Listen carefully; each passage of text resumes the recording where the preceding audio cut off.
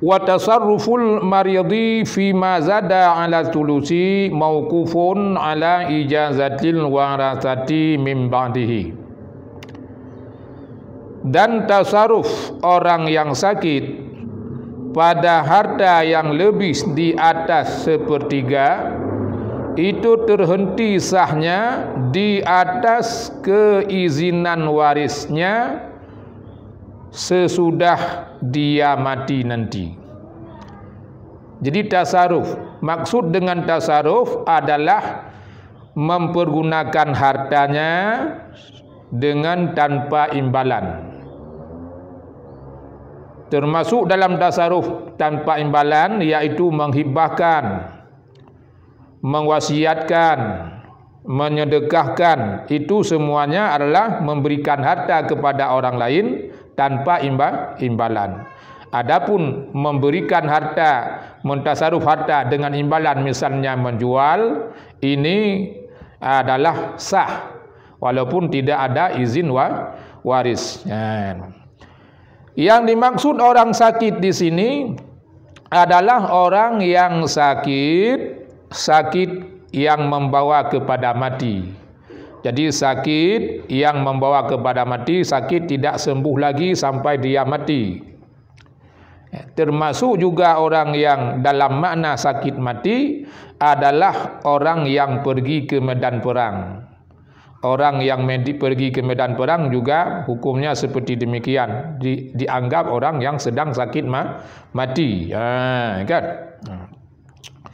Jadi tasarrufnya itu yang lebih daripada sepertiga itu terhenti sahnya di atas keizinan warisnya. Bila nanti setelah dia mati warisnya mengizinkan, membolehkan, maka yang lebih itu sah.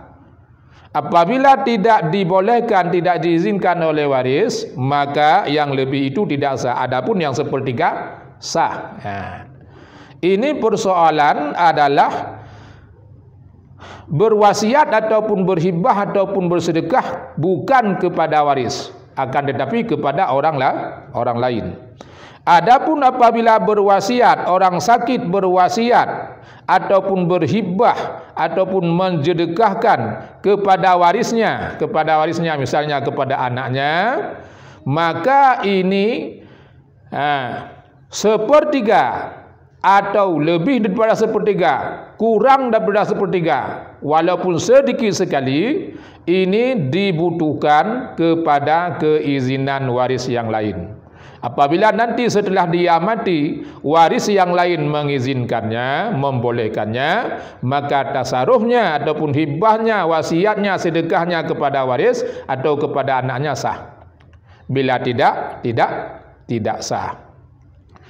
Jadi keizinan waris nanti setelah orang yang berwasiat ataupun orang yang berhibah, orang sakit itu mati, bukan ketika hidupnya, dan bukan ketika dihibahkan atau bukan ketika diwasiatkan atau bukan ketika disedekahkan, tetapi setelah dia mati. Bila diizinkan itu sah. Misalnya ada seorang ibu, dia punya anak 5 orang misalnya. Dia sakit yang telah diponiskan oleh doktor, ini sakit dah sembuh lagi. Maka dipanggil semua anaknya, dikatakan pada anaknya, rumah ini dan pekarangan rumah ini sudah saya hibahkan kepada adikmu yang kecil ini mumpung dia belum kawin. Nanti kalau saya sudah mati, jangan kamu ambil lagi ya. Ini sudah saya serahkan. Ini persoalannya. Ini persoalannya. Apakah ini sah atau tidak? Ini terserah kepada warisnya nanti setelah ibunya ataupun setelah orang yang berwasiat itu mati. Apabila mereka mengizinkan, membolehkan, maka itu sah. Apabila tidak diizinkan ataupun tidak dibolehkan, maka itu tidak sah. Itu persoalan, yaitu berhibah ataupun berwasiat atau bersedekah kepada waris ataupun kepada anaknya Ya, ketika orang mati. Yang dimaksud dengan waris di sini adalah orang yang berhak mendapatkan pusaka warisan ketika dia mati. Walaupun ketika dia masih hidup, orang itu mungkin belum jadi waris.